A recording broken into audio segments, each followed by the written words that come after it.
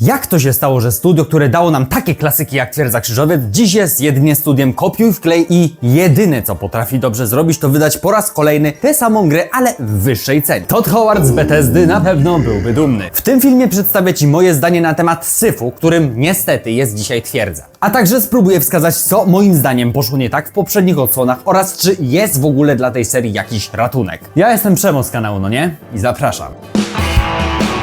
Pierwsza Twierdza i Krzyżowiec to kultowe produkcje. Pewnie jest wśród Was sporo osób, dla których podobnie jak dla mnie były to gry dzieciństwa. W te gry zagrywało się godzinami, czy to w trybie potyczek w Krzyżowcu, czy na multiplayer przez takie programy jak chociażby Game Ranger. Twierdza wciągała klimatem, grywalnością, dając raczkującemu jeszcze Firefly silną pozycję na rynku. No i patrząc na to, co później się stało, można rzec, panie, kto to panu tak Co trzeba zrobić, żeby spektakularnie pogrzebać swój rozwój? To samo co wszyscy. Teraz wszyscy idą w woki, sroki, gry, usługi, jakieś śmieszne mikrotransakcje. Tak, gdy tylko pojawiła się grafika 3D, wszyscy zaczęli na pałę dawać to do swoich gier, nawet jeżeli stylistycznie było to totalnie bez sensu. No, w tym mi Firefly.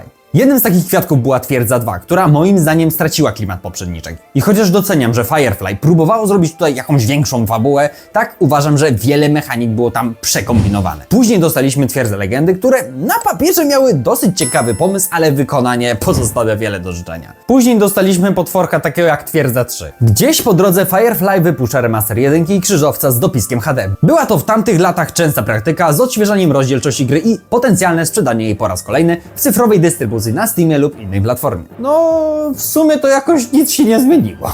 I w zasadzie od tego momentu Firefly zaczęło się dla mnie robić takim studiem kopiuj wklej. Mieliśmy pay to winowe Stronghold Kingdoms, które miało grafikę wklejoną z jedynki do przeglądarki. Gdzieś po drodze mieliśmy jeszcze takiego potworka jak Stronghold Crusader Extreme, którego pozwolę sobie przemilczeć. Teraz widzimy chęć wydania ponownie tej samej gry w przypadku Twierdza 2 Steam Edition oraz Twierdza Legendy Steam Edition. Ktoś tu chyba bardzo inspirował się Toddem Howardem i kolejnym wydanym Skyrimem. Czekam osobiście na Twierdza Nintendo Switch Edition czy coś tam. A skoro przy Toddzie Howardzie jesteśmy, do tej pory pamiętam marketing Twierdzy Krzyżowcy 2, który dawał trochę do zrozumienia, że w tej grze będziemy mieli statki. Nie wiem jak wy, ale ja wtedy słysząc coś takiego, że będziemy mieli statki, miałem raczej w głowie, że dobra, teraz walka będzie nie tylko na lądzie, ale i na wodzie, coś jak w Warcraftie III chociażby. A jakie było później moje wielkie rozczarowanie, kiedy okazało się, że faktycznie dodali statki, ale to jest jakiś jeden model galeonu, który był tylko jako ozdoba w jednej misji samouczkowej. A oni wokół tego zrobili jakiś wielki marketing. Czy jest dla tej serii jeszcze ratunek?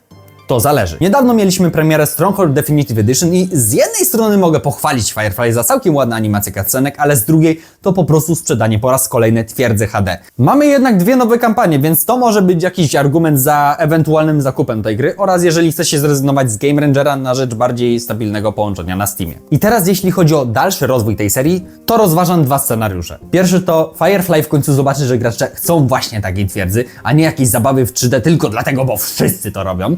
I ta odsłona posłuży mi jako potencjalny reboot dla całej serii, no to myślę, możemy dostać jeszcze coś ciekawego. Drugi, ten mniej optymistyczny, jeżeli następna twierdza to będzie coś w stylu Stronghold Super Duper Definitive Edition, gdzie ulepszają jakiś jeden element, albo jeżeli ta zmiana to będzie coś typu rozdzielczość 4K lub więcej, a potem sprzedają to za 200 zł, no to będzie to świadczyć tylko, że Firefly dalej nieprzerwanie od ponad dekady jest studiem kopiuj wklej i nie umie zrobić nic innowacyjnego, a jedyne co im wychodzi to wciśnięcie po raz kolejny tego samego remastera, w którym odświeżyli jakiś maciupeńki element. Jednak to, czy pójdą ścieżką Todda Howarda, czy dadzą nam w końcu jakąś fajną twierdzę, no to tego dowiemy się dopiero przy okazji zapowiedzi kolejnej produkcji. Jeśli chcecie materiał, w którym grilluję Twierdzę 3 lub inne odsłony tego cyklu, dajcie o tym znać w komentarzu pod filmem. Jeśli jesteś tu nowy, zachęcam do zasubskrybowania tego kanału i zostawienia łapki w górę dla zasięgu, a jeśli chcesz poznać początki Firefly Studio i dlaczego pierwsze dwie odsłony Twierdzy były tak innowacyjne, to zobacz koniecznie ten materiał. Do zobaczenia już za chwilę.